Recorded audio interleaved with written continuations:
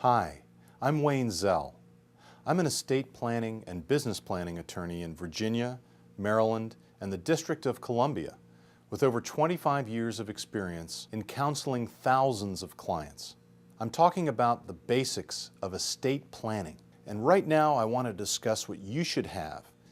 It's important to have a will and a revocable trust to achieve your estate planning goals. But that's not the whole picture. You also need a healthcare power of attorney, an advance medical directive, and you also may want a living will to take care of your healthcare needs if you ever become incapacitated. If something happens to you, you're injured, you're in an accident, or you become unconscious for whatever reason, you've got to ask the following questions. Who will make decisions for you in regards to your health care? Who's going to receive information about you? Who's going to have access to your personal health information so it can be communicated to people who need to know? A medical power of attorney or healthcare directive allows you to address some very difficult questions. Let's say you've got Alzheimer's disease or another type of dementia, which has now progressed to the point where you do not recognize your loved ones, and spoon feeding is no longer possible. Do you want to be fed by tube? Another example. Let's say you're seriously ill, and chemotherapy is going to have severe side effects. Do you want to endure the side effects if your chance of regaining your current health is less than 1%? These and other difficult questions can be addressed in your medical directive. It allows you to express values regarding your physical and mental well-being. The ability to see and taste and touch and read if you're aware of your surroundings. And if you want to be independent, you can express this all in your medical directive.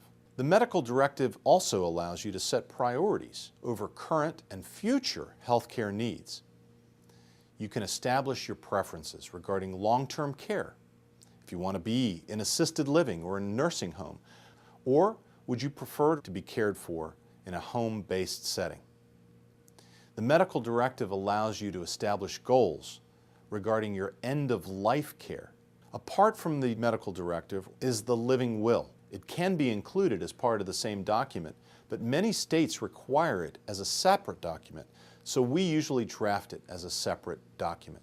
Now, a living will is not the same as a will. It's an expression of what you want to have happen. If you're terminally ill or you're in a persistent vegetative state and death is imminent as determined by your physicians, do you want to have life-prolonging procedures withheld from you? These procedures include respiration, nutrition, hydration, antibiotics, kidney dialysis. Your living will also may designate whether or not you want to have organ transplantation and other life-prolonging procedures. Do you want the decision on end-of-life care to be left up to your physicians, or do you want it to be left up to your loved ones? Loved ones may not be able to let go, or in some cases may want to pull the plug too soon. A doctor also may not or may be the best choice for you because not all doctors are created equal. The timing in the living will is also critical. You can state that the termination of life-prolonging procedures is only to be executed after a specified waiting period. Having a living will or not having a living will is important in considering its effect on your loved ones and your estate planning goals.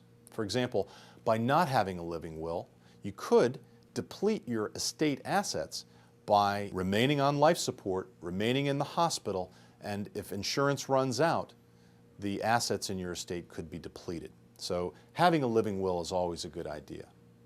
You can also include your religious views in these documents.